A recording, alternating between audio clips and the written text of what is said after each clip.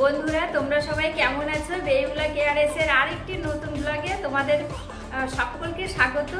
আজকে আমি একটা মাছের রেসিপি নিয়ে তোমাদের সামনে চলে এসেছি। আজকে আমি মশলা মাছ করে তোমাদের দেখাবো। মশলা মাছের জন্য এটাকে আমি কাতলা মাছ নিয়েছি। আর মশলা মাছের মেন উপকরণ হচ্ছে টমেটো আর পেঁয়াজ আর কয়েকটা কাঁচা লঙ্কা। পেঁয়াজ, টমেটো আর লঙ্কাটা আমি পেস্ট করে নেব মিক্সিতে।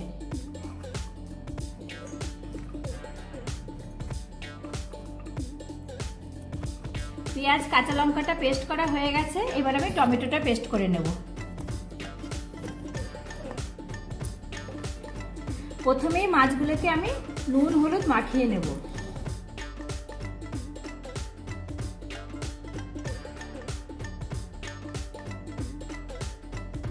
কড়াই বসিয়েছি, কড়াইটা গরমও হয়ে গেছে। এবার সর্ষের তেল দিচ্ছি, মাছগুলো ভেজে নেব।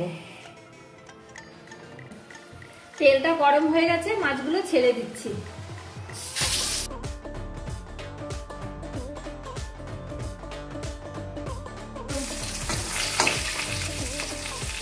এই মশলা মাছের জন্য মাছগুলোকে একটু ভালো করে ভাজতে হবে। আমার মাছগুলো ভাজা হয়ে গেছে, তুলে নিচ্ছি। এবার এই মাছ ভাজা তেলেই আমি একটু অল্প করে মেথি ফোড়ন দেব। প্রথমেই দিচ্ছি কাঁচা লঙ্কা আর পেঁয়াজ বাটা।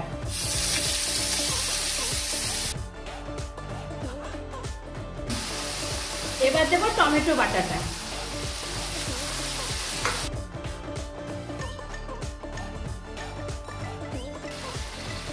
এবার দিচ্ছি লবণ, হলুদ গুঁড়ো,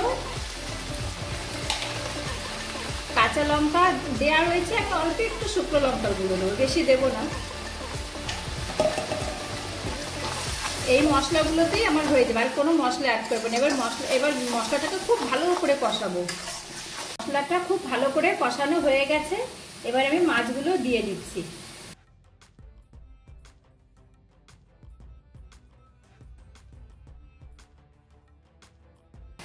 মাছ দেওয়ার পর আমি এই 2-3 মিনিট মতো ঢেকে দেব। এটা আমি তুলে নিচ্ছি। এবার মাছগুলোর সাথে মশলাগুলো খুব ভালো করে লাগিয়ে নিতে হবে প্রত্যেকটা মাছের গায়ে।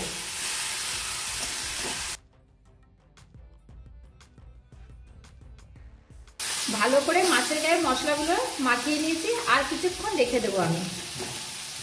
মাছটা রেডি হয়ে গেছে, আমি কিছুটা ওপর থেকে ধনেপাতা ছড়িয়ে দিচ্ছি।